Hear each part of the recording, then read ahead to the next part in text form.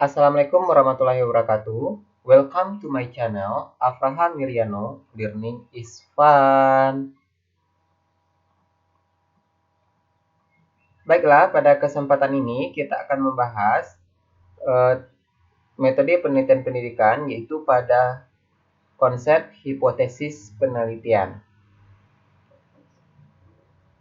Hipotesis penelitian adalah jawaban sementara yang disarankan sebagai pemecahan masalah atau sebagai keterangan mengenai suatu peristiwa tertentu.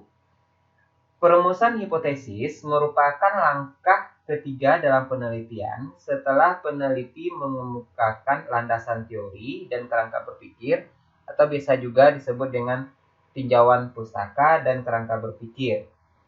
Tetapi ada beberapa hal yang perlu diketahui bahwa tidak setiap penelitian harus merumuskan hipotesis.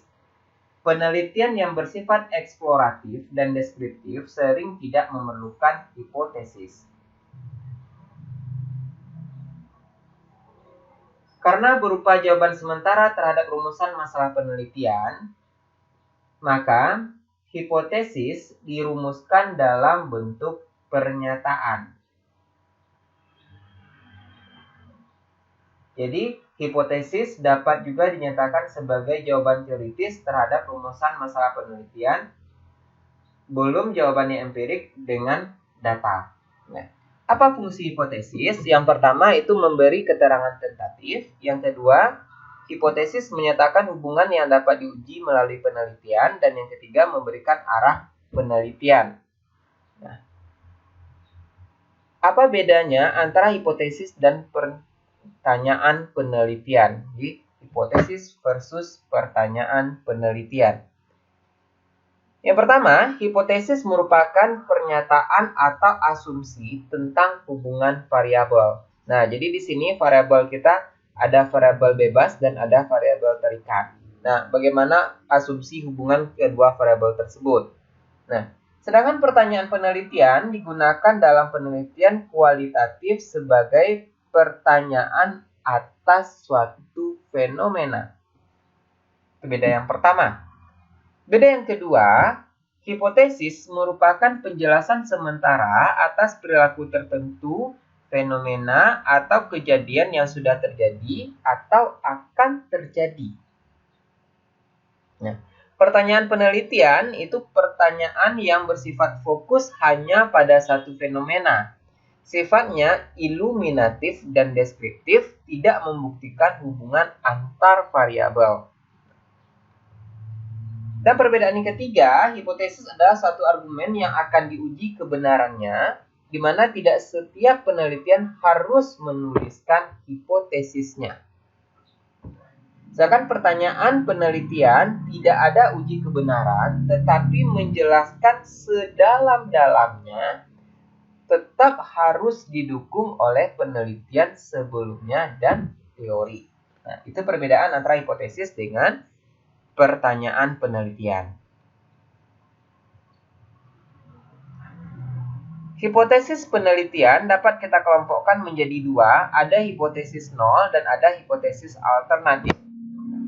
Hipotesis nol adalah hipotesis yang kita harapkan untuk ditolak.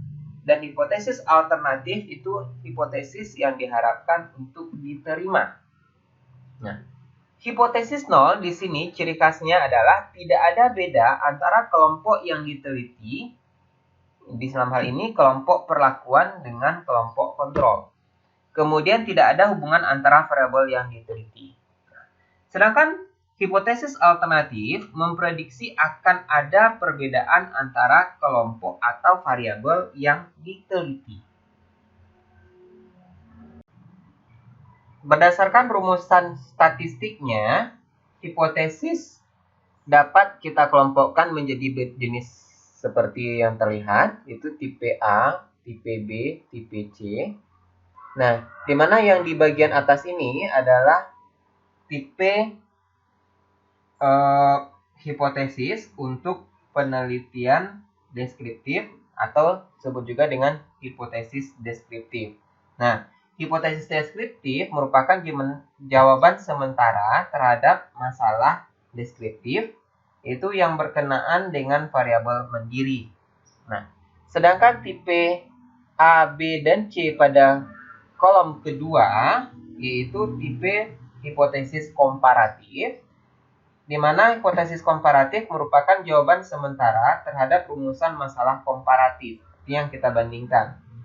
Pada umumnya variabelnya sama tetapi populasi atau sampelnya yang berbeda, atau keadaan ini terjadi pada waktu yang berbeda.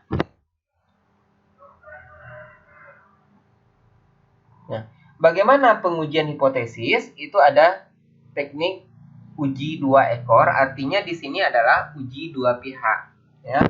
Pihak kiri ya dan pihak kanan.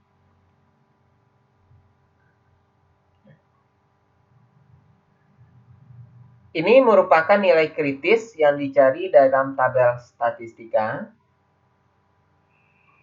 Nah, dan ini adalah yang diarsir berwarna orange adalah daerah kritis. Nah, daerah kritis itu daerah penolakan H0. Sedangkan daerah yang berikutnya adalah daerah penerimaan H1 atau H alternatif. Selanjutnya, itu uji satu pihak atau uji pihak kanan. Ya, yang berwarna coklat adalah nilai kritis dari tabel statistika dan merupakan daerah penolakan H0. Berarti daerah yang lainnya adalah daerah penerimaan H1. Atau uji pihak kiri, itu di mana nilai kritisnya berada di sebelah kiri. Nah, yang berwarna coklat ya adalah daerah kritis dan merupakan daerah penolakan H0, berarti yang berwarna putih adalah daerah penerimaan H1. Nah, bagaimana prosedur pengujian hipotesis? Yang pertama, rumuskan terlebih dahulu H0 dan H1-nya.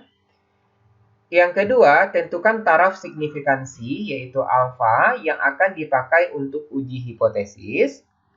Yang ketiga, pilihlah statistik uji yang cocok untuk menguji hipotesis yang telah dirumuskan. Yang keempat, hitunglah nilai statistik uji berdasarkan data observasi atau pengamatan yang diperoleh dari sampel. Perhitungan nilai statistik uji ini dapat dilakukan secara manual, namun dapat pula menggunakan paket program statistik yang dewasa ini telah beredar secara luas seperti SPSS.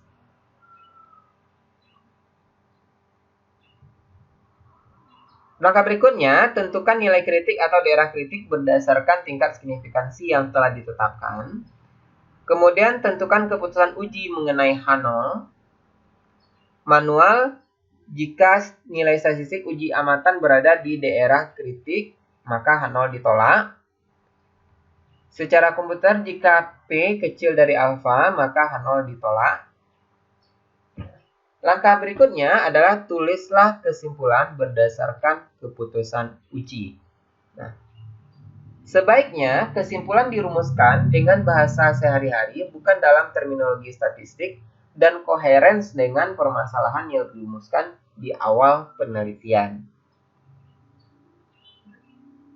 Itulah penjelasan singkat kita tentang hipotesis penelitian.